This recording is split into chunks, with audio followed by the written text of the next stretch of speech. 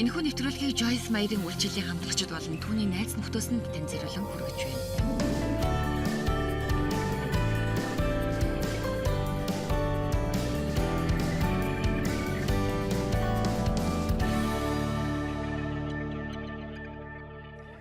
Хамгийн чухал нь өдөр бүрийнхээ амьдралд баяр хөөртэй бай гэж хэлж байгаа бол өдөр бүртээ л анхаар гэж би хэлнэ. Цайлан буух өдөр, амралтын өдөр, шинэ гадуур хувцас авах, эсвэл баяр ёслолд баярлах биш. Харин өдөр бүр энгийн л нэг өдөртөө заримдаа бүтлгүй даваа, мегмар, лавг, пүрэв, баасан гарагт төгжрөл дунд машин барьж явахтаач, аяг тавгаа угааж байхтаач, цэцэрлэгийн талбайгаа арчилж явахтаач, бас өв сургамлууд дахиад ургасан ч та дахиад тайрахтаач баяр хөөртэй бай. Аяг тавгаа угаагаа тавихад хүүхдүүд авч ирлээ дахиад угаах хэрэгтэй болдог. Та дахиад л угаа, дахиад хураа. Миний ярьж байгаа зүйлийн хэдийг та нар ойлгож байна. Тэгэхээр ийм зүйл хийхдээ та нарыг хідэн ядарч салхдаг бай. Хийгээд л байдаг. Ойлгож байна уу? Энд ямар нэгэн зүйл байна. Та ийм зүйлсийг дахиад хийх хэрэгтэй болоод байна. Тэгэхээр юу хэлэх гээд байна вэ гэхээр би их л боломжийн юм ярихыг хичээж байна. Тэгээд л Библи бол бас л боломжийн зүйлийг бидэнд хэлдэг гэж итгэдэг. Амьдралынхаа өдөр бүр эдгээр зүйлсийг хийхэд юу таныг тэгэж их зовоож шаналгаж байна вэ? Магадгүй та тийм ээ миний сэтгэл санаа онцгүй байна гэж хэлж болох юм. Гэхдээ та бодох, ярих аргаа мөн хандлага өөрчилж болно шүү дээ. Тэгэхээр өнөөдөр та юу бодож байна, хэрхэн ярьж байна, хандлага ямар байна, бидний дотоодод юу болж байна, тэр бүхнийг л мэдэрч сэтгэл санаа маань тийм байдаг шүү дээ. Энд нэг сайн жишээ байна. Өнөөдөр өчигдөр орой энд байхаас эхлээд л эдгээрийг амьдралдаа хэрэгжүүлсэн хүмүүсийг би мэднэ. Гэхдээ манай захиргааны туслах ажилтан миний нөхөр Майк бидэнтэй хамт аялж конференц зохион байгуулахаар гарах үедээ тэр миний сургаал номлуудад аль хэдийн 35 жил суучихсан нэг юм байсан юм. Гэхдээ тэр юу хэлнэ? Би тэрнийг л хийх болно гэсэн сэтгэлгээтэй байсан. Тэгэхээр залуучуудаа хүн бүр энтэй адилхан байдаг ч болоосай. Тэгээд л тэр сургаал бүрийн дараа сонссон зүйлээ хэрэгжүүлэхийн тулд маш завгүй болдог. Үгийг зүгээр л сонсчоод гэрлүүгээ зүгээр л яваад өгдөг. Үгээ хэрэгжүүлэхийн төлөө юу ч хийдэггүй хүмүүс битгий байгаарай. Хэрвээ та үгийг хэрэгжүүлдэг бол та энд зүгээр л цагаа үрж байна. Учир нь зүгээр сонсдог хүмүүс биш, харин үйлддэг хүмүүст Бурхны хүсэж байгаа сайн сайхан зүйлс бий болдго юм шүү дээ. Хэрвээ та нар сонсоод хэрэгжүүлдэг бол та нар үнний эсрэг байж өөрсдийгөө хуурагчд гэж Библи хэлсэн байдаг шүү дээ. Миний хэлж байгаа зүйл үнэн гэдэгтээ та нараа санал нэгдэж байгаа. Харин та нар гэртээ хараад энд сонссон зүйлээ үйлдэл болохгүй бол таны энд байсан чинь үнэхээр цагаа үрсэн хэрэг болох болно. Эдгээр зүйлсийг зуршил болгох хэрэгтэй. Гэхдээ тэр эмэгтэй ингэж ярьсан юм. За би өглөө басангуудаа өглөөдөө хийх дурггүй зүйлийн үлээ гэж бодсон. Тэгээд л би нүрээ бодох дурггүй шүү дээ гэж хэлсэн. Юугаач бидэнд хийх дурггүй тодорхой зүйлсүүд байдаг. Юу хэлэх гээд байна гэхээр төрлөхөөсөө л дургуй зүйлс байдаг шүү дээ. Тэгэхээр тэр эмэгтэй би өнөө оройн сургаалд анхаарлаа сайн хандуулна.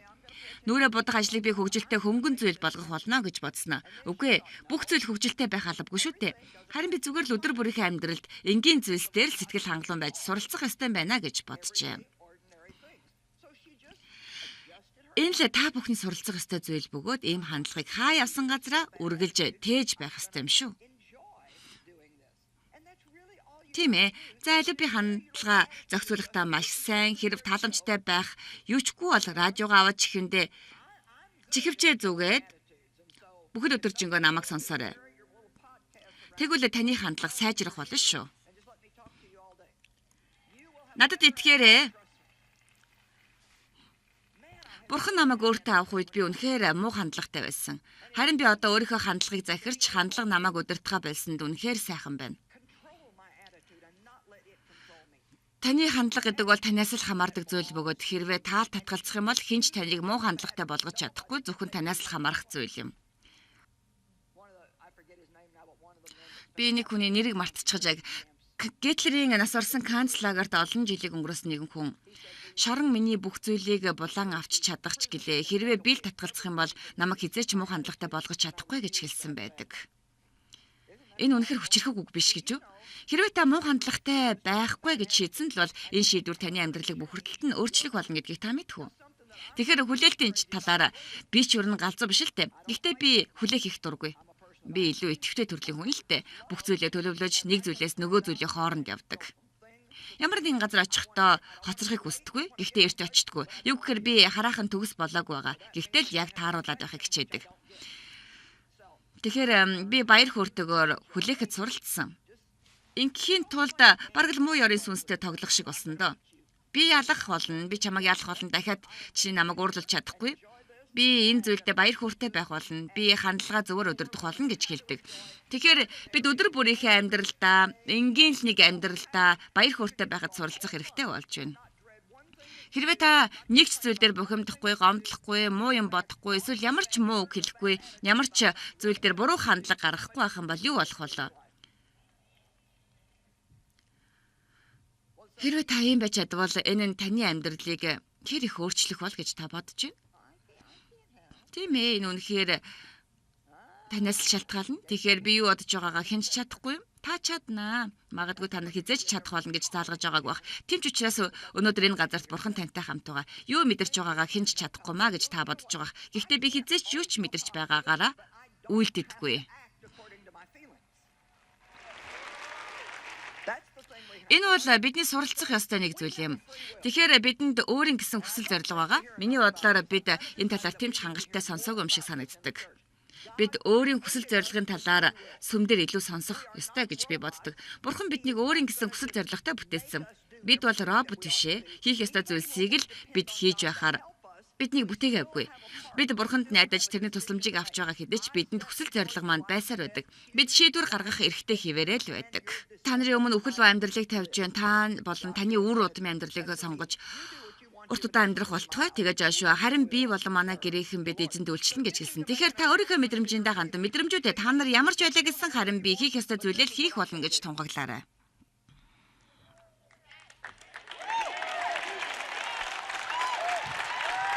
Really? Үнэхээр. Тэгэхээр та нарын хідэн бид мэдрэмжийнхээ дагуу үйлддэг гэсэн санал нэгдэх үү? Тэгэхээр мэдрэмж бол ховромтгай зүйл гэдгийг та нар мэдэн шүү дээ. Таны хүссэн үед байдгүй хэрнээ хүсээгүй үед гараад ирдэг шүү дээ. Сүмдэр байхад ажлын өдрүүдээр ирмээр санагддаг хэрнээ ажлын өдөр болохоор л босхоос дургүй хүрээд ирмээргүй санагддаг үстэй. Тийм учраас мэдрэмжүүд бол сайн ч бай, муу ч бай, аль нь биш. Юу гэх гээд байна гэхээр бид сайн ч бай, муу ч ямар ч мэдрэмжтэй байсан. Тэдгээр нь биднийг удирдах, биднийг захирах ёсгүй гэж хэлэх гээд байна л та. Тэгэхээр мэдрэмжээ дагахгүй байх олон өдрүүд байдаг. Хэрвээ би мэдрэмжээ дагсан бол ийм байхгүй байсан гэж хэлэх байна. Тэгсэн бол энд өөр баг, өөр хүмүүс номлох байсан. Би зүгээр л явчихж болохгүй гэж юу? Надад өнөөдөр тэмч таатай биш вэ шүү дээ. Би ийм арга замаар ажилддаг. Би цаг үргэлж ажилдаг. Цаг үргэлж. Та нар зурагтаа асаавал би өдөр бүр телевизээр гарч байгаа. Алив? Зарим өдөр биш ч гэж магадгүй. Та нар битгий гахаараа бүгдээрээ л ийм л байх хэрэгтэй шүү дээ. Тэгэхээр бид өнөөдөр таны оюун санаа, таны ам, таны хандлага, хэрхэн таны баяр хөөр, сэтгэл хангалуун байдалд нөлөөлдөг юм бэ гэдэг талаар ярьж байна. Тэгэхээр би та нарт баяр хөөр, сэтгэл хангалуун байдлаа өндөрт байлгах талаар хэлж өгч байгаа юм. Хоёр дахь арга зам бол би та нарыг суралцаасаа гэж хүсэж байгаа зүйл бол энийг хийх цорын ганц арга зам бол альва зүйлийг хийхдээ бурхны төлөө хийх явдал юм. Бүхэл зүйлийг бурхны үйлчлэлийн төлөө хийх. Тэгэхээр та өглөө эрт босоод нүрээ бодохдаа бурхан минь би өнөөдөр танд илүү сайхан харагдахын тулд нүрээ бодож байна. Би хийж байгаа зүйлээ та нар надад итгэрэй. Миний нүрээ будсан байгааг бас үсээ зассан байгааг харахтаа та нар сайхан байгаа үсттэй. Өнөөдөр би энд удаан гэгч номлож байгаад та нарт баяртай байгаа. Хэрвээ би үсээ будаагүй, нүрээ будаагүй, үсээ янзлаагүй байсан бол би аятайхан харагдахгүй л ах байсан. Тэгэхээр би хувь хүндээ та нартай хүснээрээ бодож болно. Харин би хувьдаа бид Христэд итгэдэг хүмүүсийн хувьд хаанч явсан бид боломжтой бол өөрсдийгөө хамгийн сайхнаар илэрхийлж явах хэрэгтэй гэж боддог учир нь бид бурхны хүмүүс. Амен. Тэгэхээр бид бурхны төлөө бурхантай хамт бүхий л зүйлийг хийж чадна. Өмнө нь та нарт би хэлж байсанчлан гэрээ цэвэрлэхдээ хашаага янзлахтаач, машина угаахтаач, иймэрхүү зүйлийг хийж байсан ч бурханд үйлчилж байгаа гэж бодож хийгээрэй.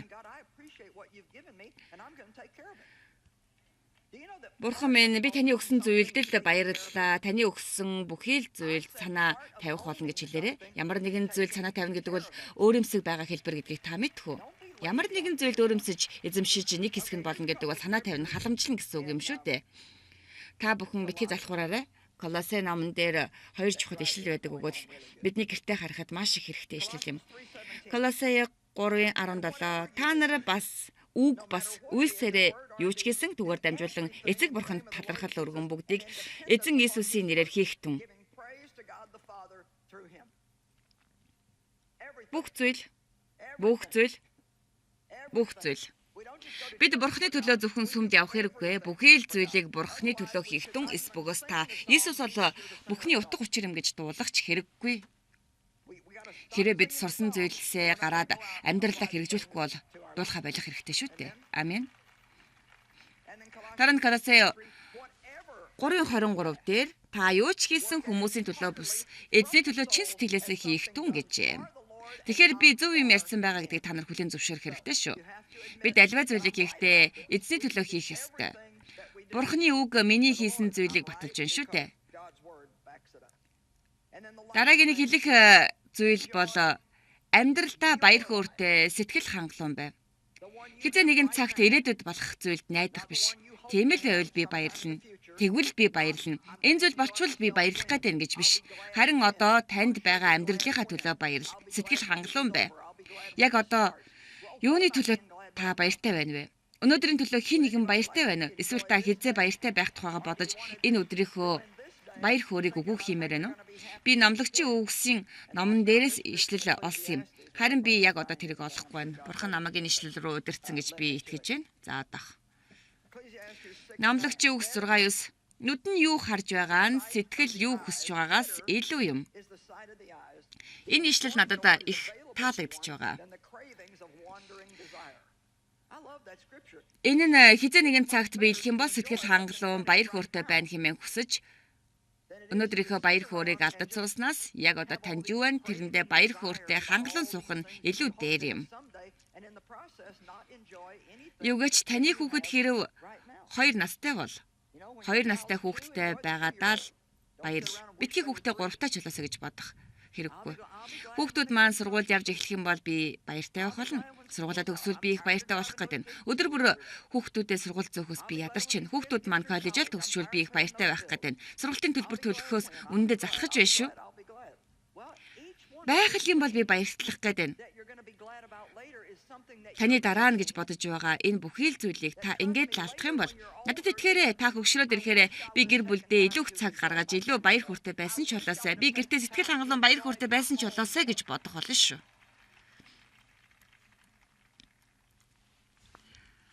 Тэгэхээр 3 чухал зүйл байна. Өдөр бүртээ сэтгэл хангалуун баяр хөөртэй бай.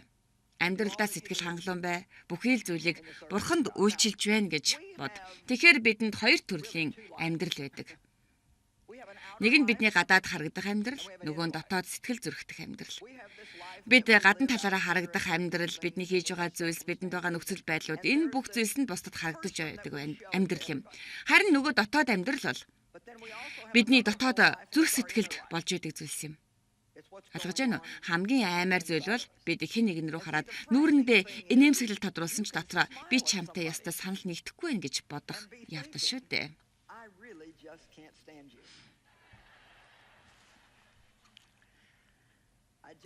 За хурцхан шиг надаас холдож үз. Би ястаа санал нийлэхгүй байна гэж бодонгоо инээмсэглэл тодруулж эзнийг магтъя гэж хэлээд л.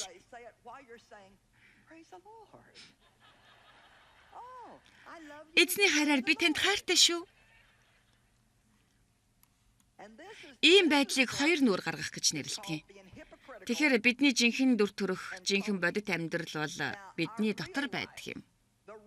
Бурхны хаанчлал бидний дотор байдаг. Бурхан бидний дотор амьдрахаар ирсэн. Учир нь тэрний хамгийн ихэнд цоо шин болгон өөрчлөхийг хүсэж байгаа газар бол бидний дотор тал юм. Хуулийг баримталж гадна талаас өөрчлөх гэж хичээх нь ашиггүй. Бүхий л хууль дүрмүүд миний хийх ёстой гэж бодож байсан бүх л зүйл бол биднийг өөрчилдөггүй юм. Харин Библи энэ дэлхийн үйл явдалтай битгий нийцэх түн харин шинжлэгдэн өөрчлөгдөж хэлдэг. Оюун санаагаа, оюун ухаанаа шинжлэн өөрчлөгдөн. Тэгэхээр Христийг хүлээн авсны дараа итгэгч бидний хувьд хамгийн ихний хийх ёстой зүйл бол Бурхны арга замаар бодоход л суралцах хэрэгтэй юм. Ром 12:2 дээр бид хувьсан өөрчлөгдөх болно гэж хэлсэн. Харин хөрвүүлэгдэхгүй.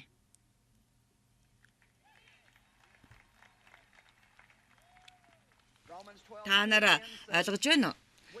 Хөрвүүлэгдэнэ гэж юу хэлээд байгаа юм бэ гэхээр та энд сууж яснаа гинт тэнд байж ахыг хэлж байгаа юм л да. Харин хувьсан өөрчлөлт гэдэг бол хугацаа заавал ордог. Энэ бол явандаа бий болдог үйл явц.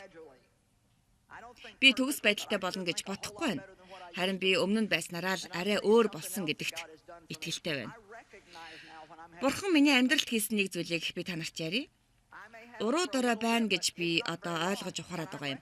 Юу гэхээр надад уруу дорой бодол байсан. Нэг их урт хугацаанд тийм байгаагүй л дээ. Би одоо бол энийг ялган таньж байгаа. Учир нь надад зөв санагдахгүй байгаа юм. Энийг тайлбарлахад их хэцүү л дээ. Тэгэхээр би нэг иймэрхүү байдлаар тайлбарлах гэж хичээе. Ямар нэгэн буруу мэдрэмж амар тайван биш байдал. Та ямар нэгэн байдлаар баяр хөөрэ алдчихсан мэт. Би баяр хөөрэ яагаад алдчихснаа мэдэхгүй байна. Тийм ээ. Та баяр хөөрэ алдсны дараа хамгийн түрүүнд хийх ёстой зүйл бол өөрийнхөө санаа бодлыг шалгаж үзэх хэрэгтэй. Баяр хөөрэ алдсан үед хийх ёстой өөр нэг зүйл бол та юу ярьж байгаагаа анхаарах хэрэгтэй. Хэлэх үгэн дээрээ асуудалтай хүн энд байна уу? Хэл бол зэрлэг амтнал гэсэн үг. Библийн Яаков номон дээр хинч хэлийг номхруулж чадаагүй гэж хэлсэн байдаг. Хэлийг номхруулах цорын ганц арга бол цаг үргэлж ариун сүнсний тусламжийг авах юм. Тэгэхээр би өнөөдөр та бүхэнд өөр сургаал, оюун бодол, хэл яриа, хандлагын талаар зааж байгаадаа уучлалтгүй байхгүй. Ягаад гэвэл энэ талаар байнга санаж байхын тулд сар бүр 2-2 удаа сонсож явах хэрэгтэй гэж би боддог. Бидний толгойн дотор хэдэн сая бодол эргэлдэж байдаг. Иймээс буруу бодол санаануудыг хөөн зайлуулж, харин зөв сайн бодлоо хадгалж хамгаалах хэрэгтэй. Энэ бол таны гадна тал юм биш, харин дотор талын чинь амар амгалан байдал юм. Амьдрал юм. Бидний эргэн тойрны нөхцөл байдал биднийг баяр хөөргөө болгодог юм биш. Харин нөхцөл байдлын талаар бодож байгаа бодол маань биднийг баяр хөөргөө болгодог. Энэ бол нөхцөл байдлын талаар хэрхэн ярьж байгаа байдал маань юм. Бидний амьдралд байгаа хүмүүс биднийг баяр хөөргөө болгодоггүй. Гэхдээ таныг хүнд хэцүү байдалд оруулсан маш олон хүмүүс байгаа гэдгийг би мэднэ. Тэдний хинтээч би харьцахгүй гэж битгий бодоорой. Би танарт хэлье, амьдралд маань байгаа муу хүмүүсийн талаар илүү их бодох тусам тэдэнтэй хамт байхад баяр хөөртэй байна гэдэг бол маш хэцүү юм шиг байх болно. Харин хуудас цаас аваад нөхөр хүүхэд хэн таны амьдралд өргөс шиг байна? Хадам ээж, өөрийнхөө наав ээж, эсвэл танай хөршин ч яж болно. Хүн бүрийг л хайрладаг гэмгүй нэгэн шиг битгийсэн. Та бол тэгдэггүй би мэднэ.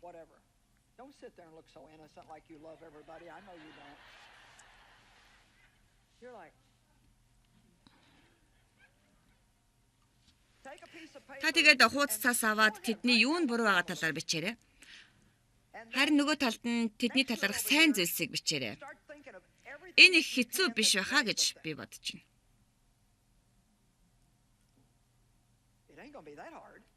Тийм ээ. Юу гэж би Дэвис ямар нэгэн буруу зүйл олж чаднаа. Дэв бол бараг л төгсгөн шүү дээ. Бид бүгдээрээ л тэрнийг мэднэ.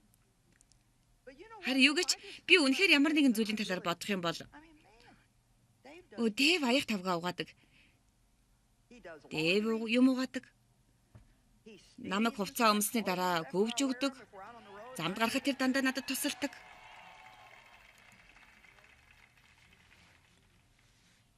Тэгээд нөгөө талд нь тэр маш их цагийг гольф тоглоход зарцуулдаг. Тэр хөл бөмбөг их тоглодог. Өнгөрсөн 7 хоногт биднийг ажиллаж байхад нэг эмэгтэй номон дээр гарын сүг зурулахаар Дэв рүү хурч ирээд надад хандан "Миний нөхөр танд их баярлдаг шүү. Яагаад гэвэл тэр танаас болоод 7 хоногт 3 удаа гольф тоглож байгаа" гэсэн юм. Харин дургүй зүйлдээ анхаарлаа хандуулах юм бол хүмүүс дургүй зүйлс дээр төвлөрсөөр байгаа. Заримдаа гэр бүлэн салахад хүрдгийг та нар юу мэдхүү. Дэвид хоёр гэрлээд 48 жил болж байгаа. Бид энэ олон жилд нэг зүйлийг л хэрэгжүүлэхийг хичээсэн. Юу гэхээр бид дургүй зүйлс дээр төвлөрөхгүй байхад суралцсан. Учир нь би танарт нэг зүйлийг хэлье. Хинч байлаа гэсэн үнэн хэрэгтэй хоёр талтай л байдаг шүү дээ. Та нар намайг сонсож байна уу? Та хинч боллоо гэсэн танд сайн муу хоёр тал байж байна шүү дээ гэж би хэллээ. Юу гэхээр бид хүүхдүүдтэйгээ асуудалтай болдог үстэй. Хүүхдүүд маань биднээс сэтгэл зүйн зан чанартай хүмүүс шүү дээ. Гэтэл бид чи хаанаас төрвөө? Чи л надаас төрөөгүй байхаа. Чи манайхантай адилгүй юм аа. Бид энийг ойлгодгүй юм. Юу гэхээр бидний хойч үеийнхэн хүүхдүүд маш их өөр болж байна. Бид хүүхэд байхдаа хийдэггүй байсан зүйлсийг хийж байна. Юугэж та хүүхэд байхдаа хийдэг байсан шиг тэр зүйлсийг тэднээс хүлээх хэрэггүй. Учир нь тэд хизээч бидний үеийнхэн шиг үйлдэхгүй. Таа ч гэсэн өөрөө эцэг эхтэйгээ адилхан байгаагүй үсттэй. Амен. Тэгээд бид хоёр гэртээ аяг угаагч машин худалдаж авлаа гэж манай хадам ээж уурлаж байсныг би санаж байна. Бурхан эвэг ээж аяг угаагчгүй байсан учраас бид хоёрт бас энэ зүйл хэрэггүй. Та нар аягаа өөрөө угааж болно штэ. Та нарт ийм зүйл хэрэггүй штэ гэж хэлж ирсэн. Дадал хөвшил болоогүй шин зүйлс бидний уур ундууцлыг хүргэдэг нь их гайхмар шүү. Тэгэхээр бид ийм зүйлийг харах хэрэггүй. Хэн нэгэнд дургуцгээс өмнө энэ зүйл Библийн дагуух асуудал уу? Харин бидний үеийнхэн твийн зүйл биш учраас өөр хүүхэд залуучуудын асуудал уу гэдгийг тунган бодож үзээрэй. Тэгэхээр би ч гэсэн адилхан хүүхдүүдтэйгээ иймэрхүү асуудал үүсгдэг байсан. Ийм зүйл ямархуу байдгийг та нар мэднэ шүү дээ. Та тэдний өрөө рүү очиод та нар энэ гэрт амьдардаг юм бол та энэ хэллэгийг бол сайн мэдэх учраас ойлгож байгаа х тийм үү? Та нар энэ гэрт амьдарч байгаа юм бол энэ өрөөгөө цэвэрлэж бай. Тэгэж бай, ингэж бай гэдэл. Тийм ээ. Одоо бол миний хүүхдүүд бүгдээрээ өсөж том болцгоосон. Би одоо 11 ач зээтэй. Миний бүх хүүхдүүд бүгдээрээ сайхан өссөн. Бид бүгдээрээ нэг нэгэндээ хайртай. Харин ашиггүй зүйл дээр тэмцэлтэж их цагаа өрсөн гэж би боддог. За альвэ энэ юунаас олсныг та нар мэдхүү? Юунаас олсныг би хэлэх үү? Та нар бэлнэ үү? Энэ бол бардамнал ихэрхүү хандлагаас үсэлтэй. Тэгэхээр хүүхдүүд олон зүйл дээр буруу зүйл хийдэг. Гэхдээ тэд өсөж байгаа хүүхдүүд ч үү? Ингэж хэлж байгаа нь тэднийг засах, хүмүүжүүлэх хэрэггүй гэж байгаа юм биш. Харин тэдний хийсэн буруу зүйлийн төлөө тэдэн рүү 3 хоногийн турш уурлах хэрэггүй гэсэн үг юм.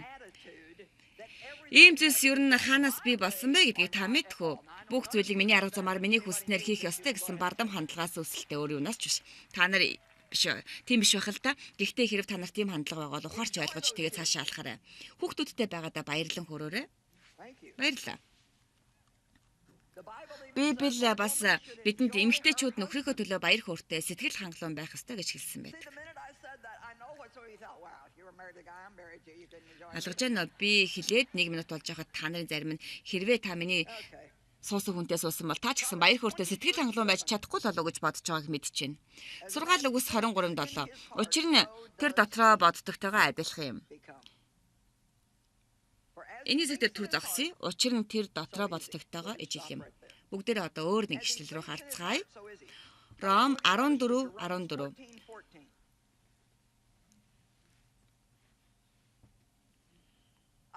Юу ч өөрөө өөртөө бузар биш. Харин альва юмыг бузар гэж үздэг хүний хувьд л тэр нь бузар юм гэдгийг би эзэн Иесус дотор мэдэж итгэж байна. Энд Паул шүтэн дүргсэн махыг идэх асуудлаар ярьж байна. Мэдээч хэрэг бидний хийх ёсгүй зүйлс байна. Харин Паул тэр үед Христэд итгэгчдийн хувьд том асуудал байсан зүйлийн талаар ярьж байгаа юм. Та нар шүтэн дүргсэн махыг идэх ёсгүй. Учир нь хуулийн дагуу тэд идэх ёсгүй. Харин тухайн үед тэд арай өөр нөхцөл байдлын дор, тухайлбал нэгүслийн дор амьдарч байсан. Энэ талаар Паул харагтун та нар элдв төрлийн хуулийн ёслолоос чөлөөлөгдсөн гэж хэлсэн байдаг. Харин бидний хувьд Бурхны ёс зүйн хуулиас чөлөөлөгдөөгүй боловч хуулийн альва ёслол дэг жаягнаас чөлөөлөгдсөн юм. Тиймээс Паул тэдэнд хандан шүтэн гэдэг нь юу ч биш юм гэдгийг та бүхэн мэдсэн болохоор шүтэн нь маханд ямар ч нөлөө үзүүлж чадахгүй гэдгийг мэдэж авлаа. Тиймээс үнэндээ та нар бол ийм махыг идэх нь чөлөөтэй зүйл юм гэж хэлдгийг хэдийгээр хэрвээ чи цэвэр бус гэж бодож байгаа бол ийм зүйл цэвэр бус болно. Та энийг идэх хэрэггүй гэдгийг ч бас хэлсэн юм. Тэгэхээр үнэндээ энэ юу гэсэн үг юм бэ? Хэрвээ та ямар нэгэн буруу зүйл бодож байгаа бол тэр нь буруу зүйл биш байсан ч гэсэн энэ нь танд болон таны бүхий системд буруугаар нөлөөлөх боломжтой. Харин буруу зүйл гэж бодож байгаа л бол та идэхгүй байсан дээр учир нь та буруу бодож байгаа зүйлээ үйлдэх нь бидэнд эвгүй сэтгэл төрүүлж бидний амар амгалан баяр баясгалан хулгайлж байдаг юм. Бурхны амар тайван өөрийн зүрхэндээ хүлээн авах Joyce Meyer-ийн амар тайван тохиомл ном танд туслана. Хэрвээ та энэ номыг бэлэг болгонохыг хүсвэл өөрт боломжтой бүхэл хэлбэрээр бидэнтэй холбогдорой.